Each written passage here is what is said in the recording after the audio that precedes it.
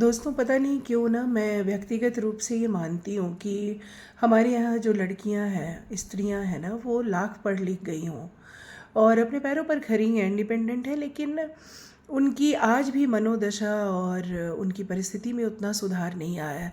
ख़ास करके जब वो ब्याह कर अपने ससुराल जाती हैं। और मुझे मालूम है, पेरेंट्स के रूप में आप बहुत अच्छे संस्कार सिखाते हैं, कोई माता पिता बुरा नहीं सिखाता। आप अच्छा बताते हैं अपनी बेटियों को कैसे सरवाइव करना है, कैसे सहना है, सब कुछ आप सिखाते हैं, बताते हैं।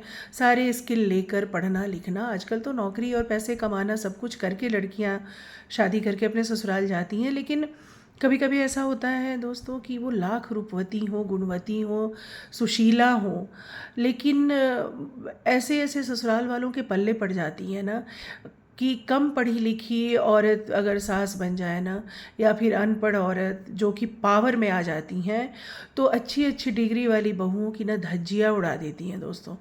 और इतना उनका आत्मविश्वास कम हो जाता है बहुओं का, लड़कियों का, कि उनको लगता है कि वो पढ़ी लिखी तो बिल्कुल नहीं है। इनफैक्ट उनको सिग्नेचर करना भी नहीं आता है, वो अंदर से हिल जाती हैं।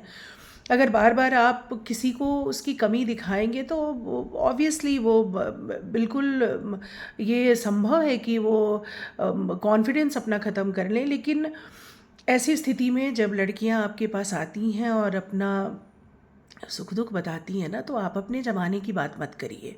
आप उनसे ये मत कहिए कि तुम्हारी दादी भी मुझे टॉर्चर करती थी और तुम्हारी नानी भी ऐसी थी। नहीं, आप उनको सहारा दीजिए, आप उनको समझिए, आप उनको जब तक कि ईंट पत्थर ही ना चल रहा हो और मारपीट ही ना हो रही हो, तब तक आप थोड़ा बहुत समझाइए ज़रूर। उनको बताइए कि क्या समाधान निकल सकता है, लेकिन आप उनका सहारा बनिए। आप क्या करते हैं, आप बोल देते हैं कि नहीं, अब वही तुम्हारा घर है। अब आप जब उनको सपोर्ट नहीं करते ना, तो लड़कियां घुटती रहती हैं। बहुएं मायके से भी कुछ मायके में भी शेयर करने से डरती हैं। अपनी बातें वो नहीं बताना चाहती हैं। उनको लगता है कि अरे मैं बताऊंगी तो भी कहेंगे पेरेंट्स की अरे तुम्हारा तो घर वही है। लेकिन नहीं, ऐसा मत करिए। अगर आप सचमुच अपनी बेटियों को आत्मनिर्भर बनाकर किसी के घर की बहू बना रहे हैं ना, तो अच्छे संस्कार तो दीजिए। लेकिन आप उनको ये भी बताइए कि अगर तुम्हारे साथ कुछ गलत हो तो अपने लिए स्टैंड लिया करो, अपनी रक्षा के लिए खुद खड़ी हुआ करो।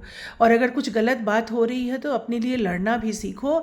और अगर तुम्हें लगता है कि फिर भी वो काफ़ी नहीं है ना, तो तुम जिस भी हाल में जब भी हमारे पास आओगी, मैं हमेशा तुम्हारे लिए खड़ा हूँ। एज ए पेरेंट्स, कभी भी ब्याह करने के बाद भी आप अपनी बेटियों का सहारा बने रहिए। आप कभी भी उनका साथ मत छोड़िए।